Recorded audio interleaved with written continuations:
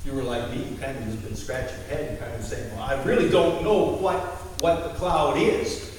So when I came across this video clip, I figured that you were just like me and that you probably were also a little confused about the cloud. So I figured I'd show you this video clip so that you'd have a sense of what the cloud is too. Now you do, right? You all can understand the cloud, right? You all can describe it in depth, right? Wrong. If you're like me, you're still probably just scratching your head a little bit about the cloud.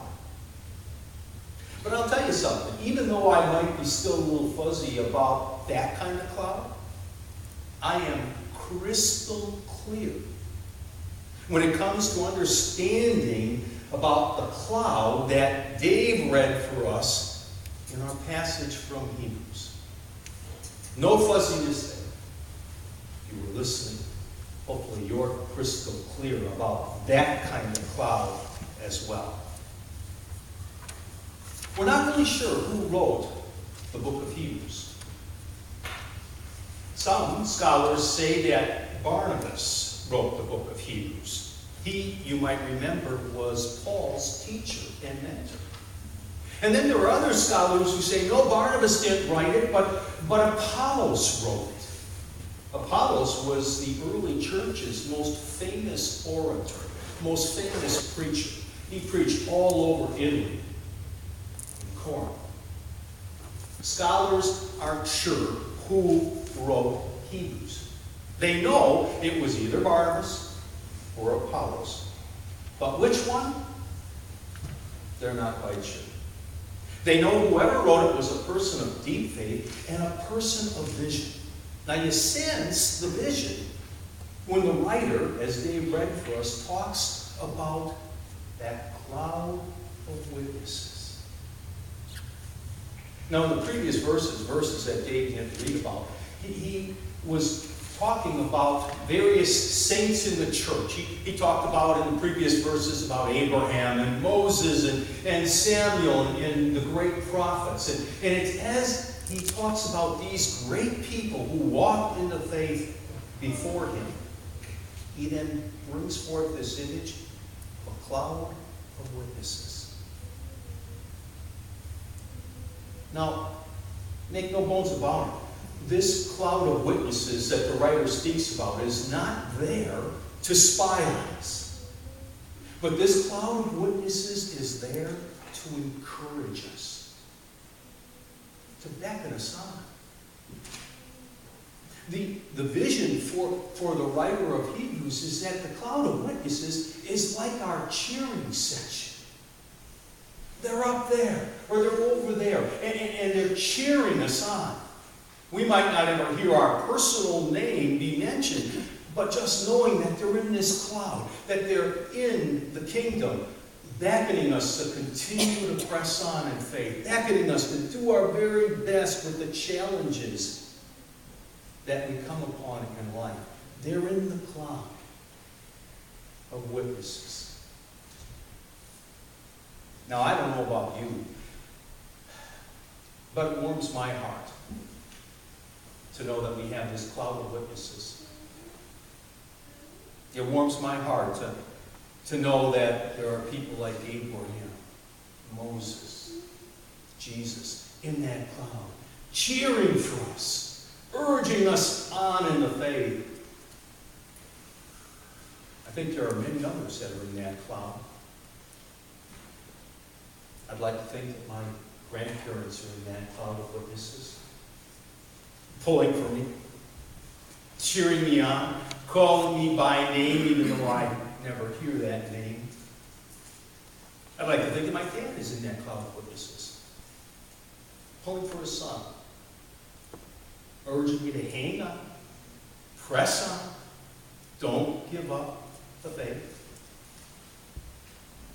I'd like to think that there are former members of our congregation who are also in that cloud of witnesses, urging us to press on, urging us to do the very best that we can. Many of these people in the cloud did not have it easy.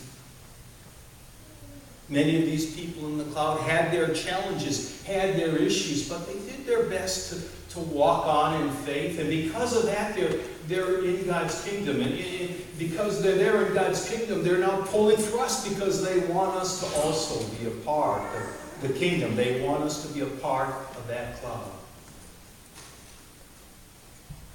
And so the cloud of witnesses brings me encouragement. Brings me strength. And I hope it brings you encouragement and strength as well. When you think of some of those people that are near and dear to you who are now in that cloud. The cloud brings encouragement. The cloud also brings hope. The hope that someday we get to join them.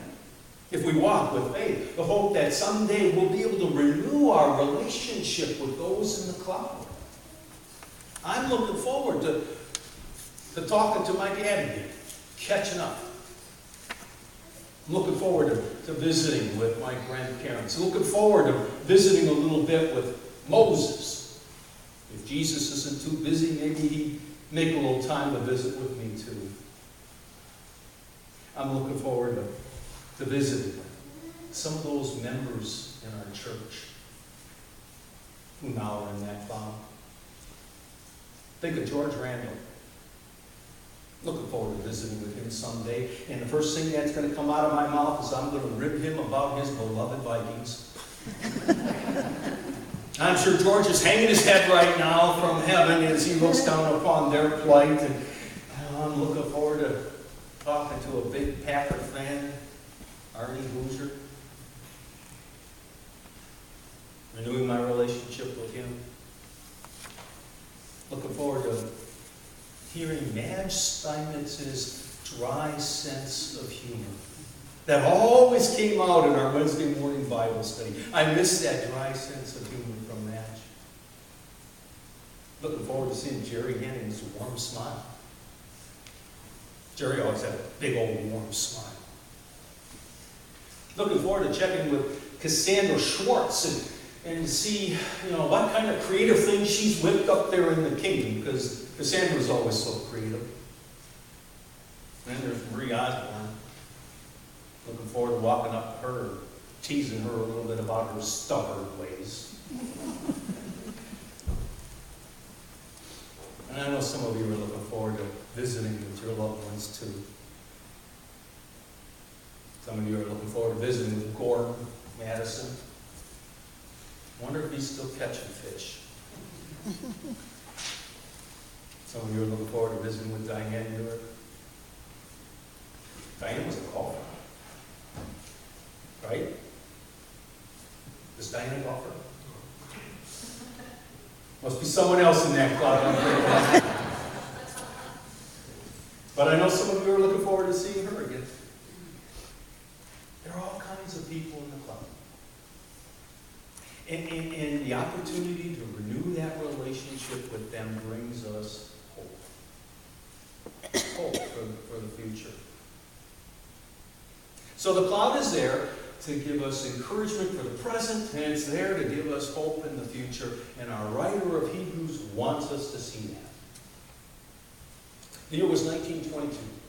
Texas A&M football team was playing against the Center College. Center College at that time was the nation's #1 ranked team. They were heavily favored to walk all over Texas A&M. But surprisingly, the first half was close. It was only 6 points that separated the two teams at halftime. But Texas A&M had suffered all kinds of casualties during the first half. And as the second half of the game began, the coach looked at his sidelines and he realized that he could not put any of his players into the game if someone in the game got hurt, because everyone on the sideline was now hurt and injured. And that's when the coach of Texas A&M realized that there was another player. He was in the press box, helping with the names of the players during the game, giving them to the announcer. This young man decided not to go out for football that year because he was going to go out for basketball. So the coach sent a message up to the press box asking that player if he come down. Suit up for the game. Be ready to go in if needed. And that player responded. Came down from the press box, and in a matter of minutes he had a uniform on and was standing on the sidelines. His name was E. King Gills. Well, when those 11 players out there saw that one lone player standing on the sidelines, ready to go into the game if needed, even though he hadn't practiced with them over the last year, that inspired them. And at the end of the game, Texas A&M had won. They had defeated the nation's #1 team that year by a score of 22-12. And what inspired them was E. King Gill's presence on the sidelines. After the game, they nicknamed Gill the 12th man. Today, that phrase is used for what? It's used, especially in Seattle, to describe the crowd. Those up in the stands, who through their encouragement, their cheers, urges the team on. Below. We don't play football. We play the game of life. Much more serious. Much harder. We have our ups and downs. We have our injuries and our setbacks. But like Texas A&M, we have a 12th man that urges us on. They're the cloud of witnesses. They beckon us to press on. So in just a few moments, we're going to remember by name some of those who are in that cloud of witnesses. And as we remember them, as I told the children, we'll remember that each one was special, each one was unique, each one was important, each one was loved in their own way. We remember those in the cloud because they bring us encouragement. They give us hope to press on with the game called life. Because if we press on with faith, then we join them in that cloud of witnesses. Let's bow for a word of prayer.